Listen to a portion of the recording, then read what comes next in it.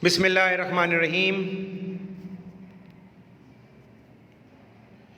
This is Muhammad Usman Munir, my dear 7th class students. As you know, I am your English teacher and this is English time as well. I hope so. You will be fine and fabulous by the grace of Allah Almighty. I am sailing in the same boat over here, my dear students. आज जो हम discuss करने जा रहे हैं that is what the past indefinite tense, और इसमें मैं क्या क्या कराऊंगा, मैं आपको इसकी कॉम्प्रिहेंशन दूंगा और इसके बाद मैं आपको इसका प्रोसीजर बताऊंगा। उसके बाद I will give you it's comprehension and understanding कि टेंस कैसे हमने इसको समझना है और जुमले बनाने हैं। फार्मूलेशन आपको बताऊंगा और फिर फाइनली इन द एंड जो एक बात मैं हमेशा कहा करता हूँ वो है आपकी practice. So practice makes a man perfect. So come to the past indefinite tense. Here we have the page number 19 over your screen, past indefinite. तो सबसे पहले बेटा मैं हमेशा आपसे कहता हूँ कि we are not genuinely English person, हमें उसका कॉन्सेप्ट उर्दू में होना चाहिए। Then will convert our Urdu concepts into English. तो पास्ट इंडेफिनिट टेंस, सब तो पहले बेटा ये क्या लिखा हुआ है, tense that tells an action in the past is called past indefinite tense. तो आपको पता होना चाहिए इसकी पहचान क्या है। उर्दू फिक्रात के आखिर में अलिफ छोटी और बड़ी है, अलिफ छोटी और बड़ी है आएगा, और ता था आ सकता है, ती थी और ते थे, ये इसकी पहचान है। दूसरी चीज़ बेटा इसकी फॉर्म है। तो पास्ट इंडेफिनिट वो वाहद टेंस है where we use two forms.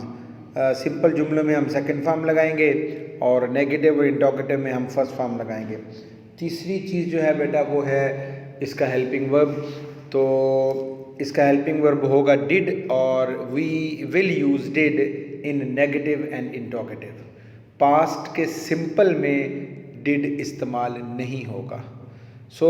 अब सबसे पहले बेटा इसकी जो सिंपल है पॉजिटिव सेंटेंस सिंपल करेंगे, उसका फार्मूला याद होना चाहिए। सब्जेक्ट आ जाएगा, वर्ब की सेकंड फॉर्म और ऑब्जेक्ट आ जाएगा। ये नहीं भूलना आपने, जो मर्जी हो जाए तो जुमला कभी गलत नहीं होगा। Subject second form object, subject second form object. Okay, so नीचे इसके एग्जांपल्स हैं, ज़रा देख लीजिएगा। अब आप इसके जो देखें, हमने इसके जुमले करने हैं।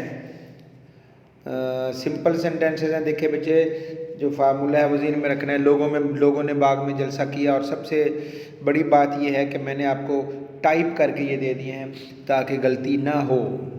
फार्मूलेशन ना भूलिएगा, गलती नहीं होगी। People held a meeting in the garden, और ये हेल्ड सेकंड फॉर्म है, और बस ये सिंपल जुमले हैं। तीसरा देख लें, मजदूरों ने हमारे मशवरे पर अमल किया। They acted upon our advice, advice noun हो गया, तो एक्टेड अपॉन जो है बेटा ये वर्ब की सेकंड फॉर्म हो गई। पांचवा देख लीजिए, डॉक्टर ने मरीज़ का ऑपरेशन किया। The doctor operated upon the patient. Okay, second form same procedure, no problem. नीचे लिखा हुआ है fill in the blanks with suitable forms of the verb. पहले में देखें शाहिद एट आ जाएगा, दूसरे में गेव आ जाएगा, पाँचवें में देख लें कुकड आ जाएगा, छठे में देख लें वेंट आ जाएगा, और इसी तरह आप ये मैंने सारे सॉल्व कर दिए हैं, आप आराम से देख सकते हैं। नेक्स्ट है बेटा करेक्ट द फॉलोइंग सेंटेंसेस। अब हमने इनको करेक्ट करना है। द ट्रेन स्टॉप है, तो स्टॉप की जगह आपने स्टॉप्ड लगा देना है। ठीक हो गया बच्चे। अब नेक्स्ट है बेटा आपका इसका तीसरा देख लें, लिखा हुआ है she pull the chain last evening, तो पुल की जगह आ जाएगा पुल्ड आ जाएगा। पांचवा देख लें, the doctor test his eyes a week go, चूँकि सेकंड फॉर्म लगनी है तो टेस्ट की जगह टेस्टेड आ जाएगा।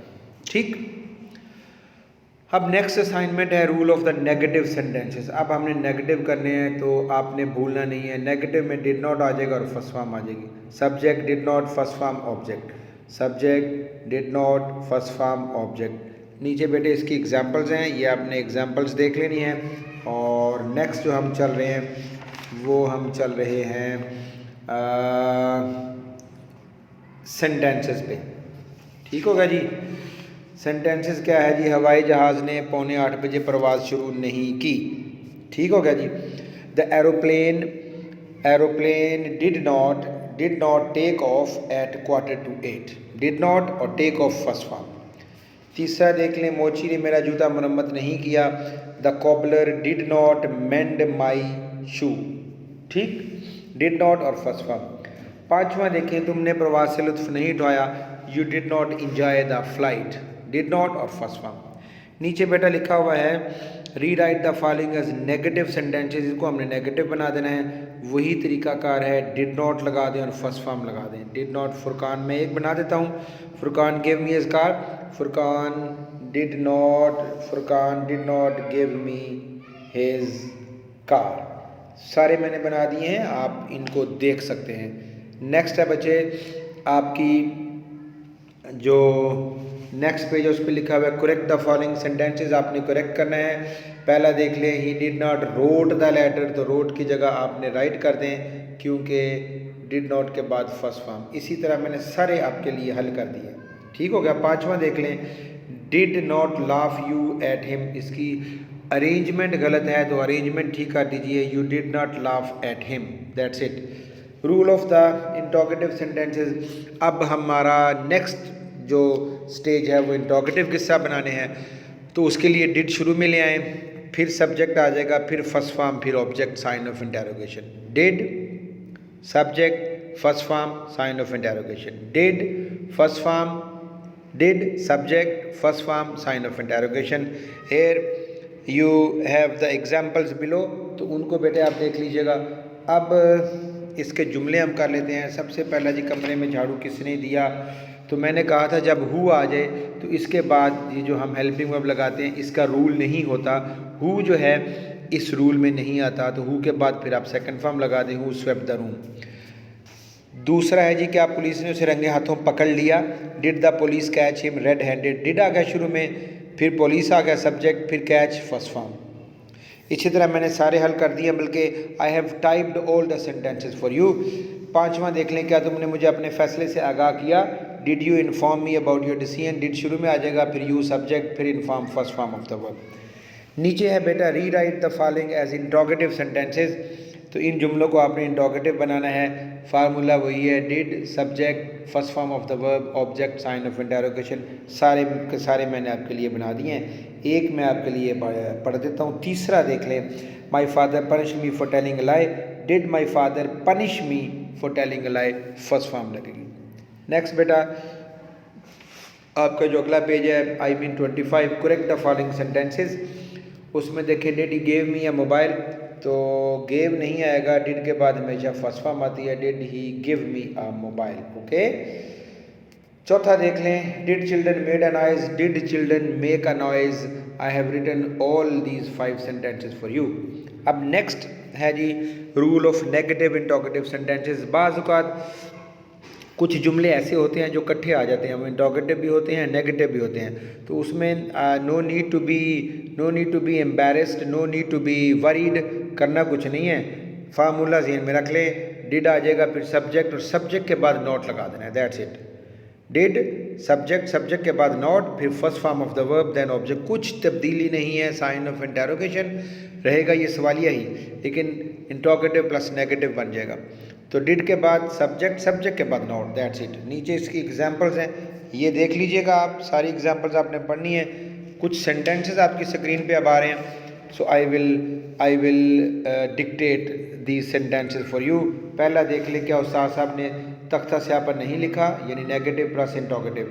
डिड द टीचर नॉट, मैंने कहा था सब्जेक्ट के बाद नॉट लगा दें। देख लें, डिड शुरू में, फिर टीचर, फिर not. Did the teacher not right on the white board. तीसरा देख लें, क्या मैंने तुम्हें स्याही की दवात नहीं दी। Did I not give you an ink pot. पांचवा देख लें, क्या तुमने जाहिद को नहीं देखा। Did you not see Zahid, okay. So फिर है जी rewrite the following sentences as negative interrogative.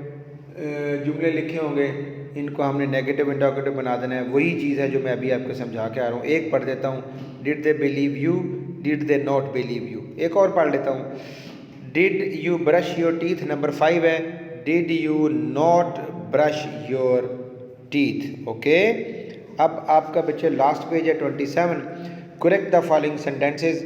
ये नेगेटिव इंटरोगेटिव लिखे हुए, इनको करेक्ट करना है। You know I have told you earlier कि इसमें हमेशा फर्स्ट फॉर्म लगनी है, first form first form first form. Did mother not pressed my shirt, pressed की जगह प्रेस आ जाएगा। दूसरा देखें, did Khalid attend the class not, arrangement में गलती है, did Khalid not attend the class. पांचवा देख लें, did wash the clothes washerman not, again the problem in arrangement, तो did washerman not wash the clothes. तो नीचे आपकी सहूलत के लिए for your facilitation I have typed all the answers for you.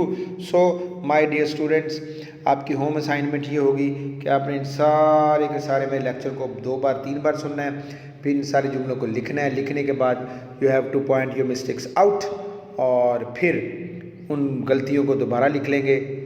You know I have always been saying practice makes a man perfect, practice practice and practice. This is my grand message to all of you. Thank you very much for being with me. Khuda Hafiz till next video.